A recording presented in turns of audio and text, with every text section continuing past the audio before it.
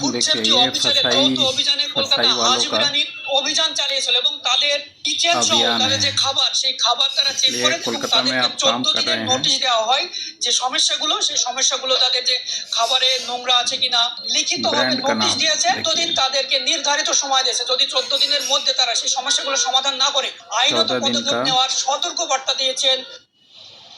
देखिए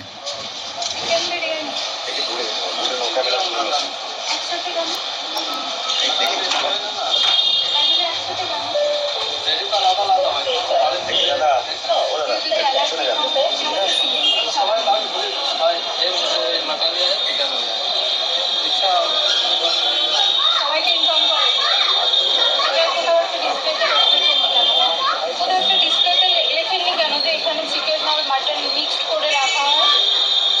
কেউ ধরুন যে আমি চিকেনটা কিনতে যাচ্ছি, আমি মাটনের অ্যালার্জি, তো আমি যদি ওটা খাই তো আমি অসুস্থ হয়ে যাবো। আপনি ওনার? আচ্ছা, আপনার নাম কি?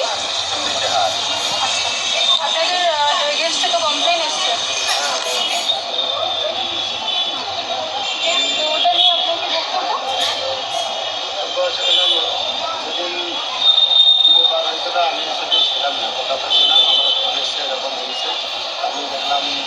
फूड सेफ्टी का देखिए इंक्वायरी है और ऐसे ही होता है।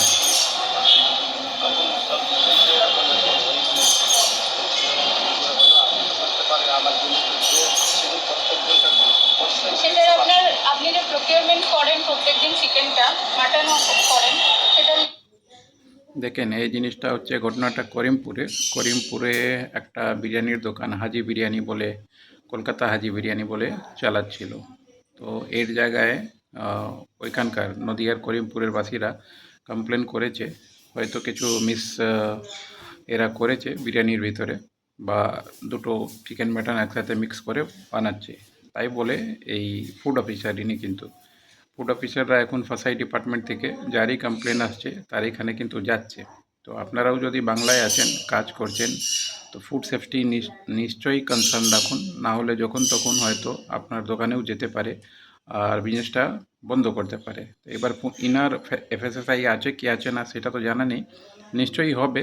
তাই জন্য ইনাকে 14 ডেজের জন্য নিজের সার্কুলার লিস্ট দিয়েছে কি আবার দোকানে আসবে, আর 14 দিনে যা যা খামতি ছিল সেইগুলো ঠিক করতে হবে। দেখুন পুরো ম্যাটারটা আরও বুঝবেন। থেকে করছেন, আপনার বিল রেডি সব কিছু প্রত্যেক দিন যেখান থেকে আসছে কত কেজি আসছে কত কেজি সেল হচ্ছে আপনাদের সব কিছু রেডি বিল করা থাকে, একটা হিসেব করা থাকে, সেটা কোথায় আছে? রান্না এবার দেখুন এনার ক্যালকুলেশন হচ্ছে, ইনি চাইছেন কি একদিনে আপনাদের কত এইখানে জিনিস তৈরি হয় আর কোথায় থেকে আপনি সোর্সিং করেন কেনেন, মানে চিকেন মাটন চাল বা এর জন্য যা যা আইটেম হচ্ছে আপনি কোন জায়গা থেকে করছেন তার বিল নিচ্ছেন কি নিচ্ছেন না। এবার এই জিনিসগুলো ম্যাক্সিমাম যারা রুরাল এরিয়াতে থাকে বা আরবান এরিয়াতে থাকে খাওয়া দাওয়ার জিনিসে নেয় না, কিন্তু দেখুন যখন অফিসার পৌঁছাবে তো এই এরমই জিনিস জিজ্ঞেস করবে যেটা আপনার কাছে হবে না। তো তাই জন্য গাইডলাইন মেনে আর জিনিস দেখে কাজ করবেন, তাহলে ভালো হবে, না হলে ফার্স্টে টাইম লাগবে না। করে থাকবে কেন? ওখানে প্রত্যেকদিন আছে, কাটা থাকে, মাপ হয়, মাপ হওয়ার পরে ওখানে বিল চেক হয়, ওখানে দিতে হয়, সব রান্নাঘরে দেয় না, ওই জন্য। আপনি বলছেন যে আপনি কলকাতায় ছিলেন, ঠিক আছে, কিন্তু এটা তো আপনাদের এম থেকে তো আপনাদের রেসপন্সিবিলিটি যে কি সার্ভ হচ্ছে না হচ্ছে, আপনি কোথায় আছেন সেটা নিয়ে তো আমার কনসার্ন না।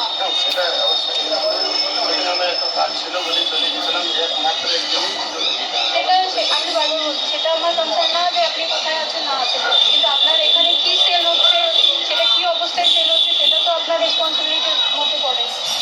সেটা তো আমি সব কিছু ঠিকঠাকই ছিল, কিন্তু যার করে এরকম ঘটনা ঘটেছে সেটা আমি বুঝতে পারছি। দেখুন এটাই হয় ম্যাক্সিমাম, যখন ধরা পড়বেন তখন অনেক রকমের কোশ্চেন আসবে, আর আপনারা তো বিজনেস করেছেন কিন্তু এই টাইপের ইনকোয়ারি বা জিনিস তো করেননি, কেন কি কোনো দিন ফুড অফিসারে যাননি, কোনো লোকের কনসালটেন্সি কথা মানেননি, বা ফুড বিজনেস করতে গেলে কী কী করতে হয় কোনো জিনিস আপনি জানেন না, বলে একটু সাবধান থাকা উচিত। আর বিল নিশ্চয়ই রাখবেন, প্যাকেজিং সিস্টেম ঠিক করে রাখবেন, আর পরিষ্কার জিনিসগুলো রাখবেন, আর লাইসেন্সের বোর্ড সামনে ঝুলিয়ে রাখবেন। দরকার হলে যা যা জিনিসগুলো আছে সব সেপারেট করে রাখবেন, তাহলে কি হবে, এরকম জিনিস আসলেও ইনকোয়ারি যখন তখন আসতে পারে, নর্মাল দোকানেও আসতে পারে, তাহলে আপনাকে আর বিজনেস বন্ধ করে এরকম ভয় পেতে হবে না। আশা করি ভিডিওটা সবার জন্যই ভালো, যারা ফাসাই বা বিরিয়ানি দোকান চালাচ্ছে কীভাবে অ্যাওয়্যার থাকা দরকার। ধন্যবাদ।